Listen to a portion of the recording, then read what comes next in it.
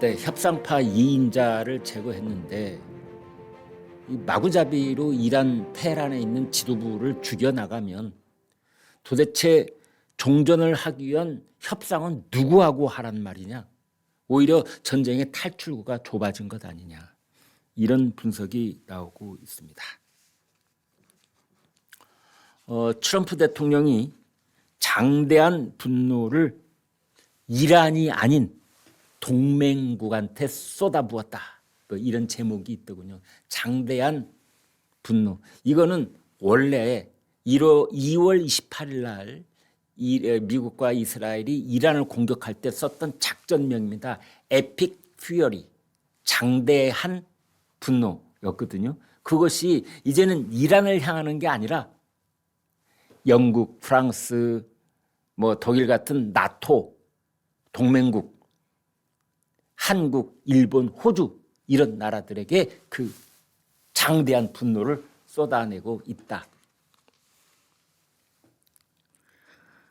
트럼프는 동맹국들의 잇따른 파병 거절에 노골적인 분노를 표출했다. 소셜 미디어를 통해서 나토에 매우 실망했다. 거의 모든 국가가 이란의 핵 저지에는 동의하면서도 군사작전 관여는 거부했다. 일본, 호주, 한국 등 누구의 도움도 필요 없다. 그들은 매우 어리석은 실수를 저지르고 있다. 그렇게 말했습니다. 뭔가 두고 보자. 이빨을 빠드득 갈아붙인 듯한 그런 느낌이 드는 말들입니다. 내가 잊지 않고 반드시 대가를 치르게 하겠다. 누가 이란이 아니라 나토 동맹국, 그 다음에 일본, 호주, 한국까지도 관세, 또 지금까지 우리가 경험해 보지 못한 그 무엇으로 이 이란전에 관한 얘기가 좀 이제 정리가 되면 트럼프가 보복을 할지도 모른다는 그런 얘기가 나오고 있습니다.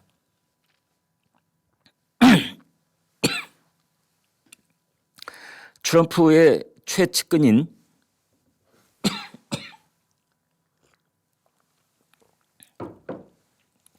죄송합니다. 제가 목 관리를 좀 잘 하도록 하겠습니다. 린지 그레이엄 공화당 상원의원이 트럼프하고 직접 대화를 한 직후에 이렇게 말했습니다. 내가 살면서 트럼프가 이렇게 화가 난 것을 본 적은 없다. 트럼프는 지금 이란에 화가 나 있는 게 아니라 나토 동맹국들에게 이렇게 화가 나 있다. 마크롱 프랑스 대통령은 우리는 이 분쟁의 당사자가 아니다. 호르무즈 작전에 절대 참여하지 않을 것이다. 프리드리히 메르츠 독일 총리, 이건 나토의 전쟁이 아니다. 영국의 키어 스타머 총리, 영국은 더 확대된 전쟁에 휘말리지 않을 것이다. 그래서 지금 이제 미국이 단독으로 전쟁을 하는 그런 양상을 보이고 있는데 중부 사령부가 이날 호르무스 해협 인근 해안에 이란의 강화 미사일 기지에 2.3톤급 지하 관통탄 벙커버스터 여러 발을 투하를 해서 대함 순항미사일 전력을 타격했다고 그렇게 밝혔습니다. 동맹들의 미온적인 태도가 이어지자 보란듯이 미국이 단독 무력 시위에 나선 것이 아니냐, 이런 해석입니다.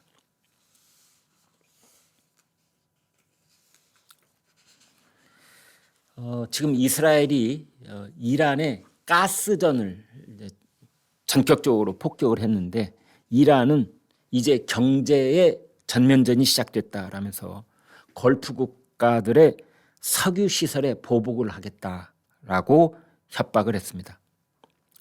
이란의 최대 가스전인 사우스 파르스 그리고 그곳하고 직결되어 있는 아살루예 천연가스 정제 시설 단지가 미국과 이스라엘의 미사일 폭격을 받았다고 이란의 파르스 통신이 보도를 했습니다.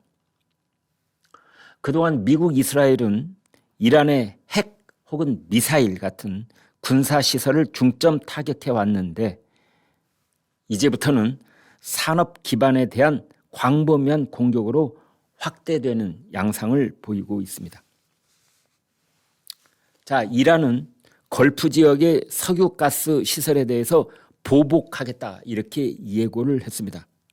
혁명 수비대는 사우디아라비아, 아랍에미리트, 카타르 이곳에 있는 에너지 시설을 공격하겠다. 구체적으로 장소를 거명을 했는데요. 사우디아라비아의 삼레프 정유소, 주바일 석유화학단지, 아랍에미리트의 알하산 가스전, 카타르의 석유화학 공장 쭉 거론을 했습니다. 이란 측은 이렇게 밝혔습니다. 전쟁의 방정식이 새로운 국면에 접어들었다. 전쟁의 추는 제한된 전투에서 전면적 경제전쟁으로 옮겨졌다. 이란의 파르스 통신은 오늘 밤부터 레드라인은 바뀌었다. 적이 이번 공격으로 이란이 물러서도록 압박할 수 있으리라 생각한다면 전적으로 오산이다. 그런 말까지 했습니다.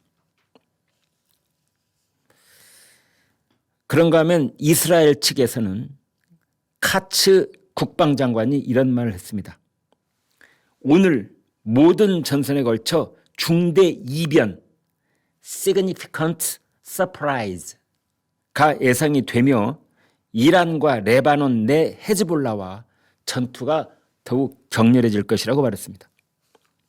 그래서 이란에 대한 광범위한 공격 그 범주 안에 핵심 에너지 시설이 포함됐을 가능성이 있다라고 보고 있습니다. 이제 문제는 걸프 국가들입니다. 고래 싸움에 새우등 터지는 것도 유분수지 이곳의 피해가 지금 너무나 극심하게 확대가 되고 있는 양상입니다. 카타르 외무부가 긴급 성명을 냈습니다. 에너지 인프라에 대한 공격은 전 세계 에너지 안보, 중동 시민, 환경에 대한 협박이다. 당사자들은 최대한 자제력을 발휘해야 한다. 이번 미국과 이스라엘의 이란 에너지 시설 공격은 위험하고 무책임하다면서 규탄을 했습니다. 지금까지 이란의 이란에 대한 보복 공격에 연대해온 미국, 이스라엘하고 걸프 국가들 사이에 균열이 생기는 모양새다라는 분석도 나오고 있습니다. 자, 저희가 제목으로 뽑아드렸던 그동안 이란의 협상파를 이끌고 있었던 라리자니가 폭사를 했는데, 자, 이 라리자니의 사망은 득인가 독인가? 이제 이렇게 질문을 던졌다는 것 자체가 독이라는 뜻이지요. 이란은 안보수장인 알리 라리자니 국가안보회의 사무총장이 미국과 이스라엘의 공습으로 사망했다고 공식 확인을 했으며 가혹한 복수를 하겠다고 밝혔습니다. 마수드 페제시키안 이란 대통령은 성명서를 내고 가혹한 복수가 순교자들의 피로 자신의 몸을 물들인 테러리스트 범죄자들을 기다리고 있다고 했습니다. 혁명수비대 산하 바시즈 민병대를 이끌던 골람 레자 솔레이마니 총지휘관, 그리고 에스마엘 카티프 이란 정보부 장관 등의 사망도 확인이 됐습니다. 이번에 2차 참수작전으로 이란이 더욱 궁지에 처할 것이다 라는 전망하고 보복이 더욱 거세질까는 그런 예측이 맞서 있습니다. 트럼프 대통령은 이란 정권 지도부가 사라지고 있다라고 했고, 이스라엘 군 대변인 에피 데프린 준장, 우리가 이란 정권의 모든 지도부를 타격하고 있으며 은신 중인 모저타바 하메네이도 추적을 해서 결국 무력화할 것이다 라고 했습니다. 그런데 문제는 라리자니 제거가 이란의 전쟁주의부 붕괴로 직결되지는 않을 것이다. 이런 관측도 있습니다. 독일에서 활동하는 중동 외교 전문가 하미드레자 아지즈라는 사람은 프랑스 르몽드 신문에 이렇게 말했습니다. 이란 체제는 이런 종류의 손실과 충격을 흡수할 수 있도록 설계가 되어 있다. 또 이번에 폭사당한 라리자니는 냉정한 실용주의자라는 평가를 받았던 인물이다. 이란 언론계, 군부, 정치권에서 폭넓은 경력을 쌓아왔다. 이란의 종교 세속 양쪽, 강경 군부와 온건 정치권, 이 양쪽 그 사이에 가교 역할을 하면서 서방과의 협상 채널도 바로 이 라리자니가 유지해 왔다. 이 사람은 이란의 케네디 가문이라고 불리는 유력 집안에서 태어나서 수학이면 수학, 칸트 철학이면 칸트 철학, 이렇게 이란의 이 성직자들이 봤을 때는 리버럴 학문이라고 하는 그런 것까지도 다 공부를 한 사람이다.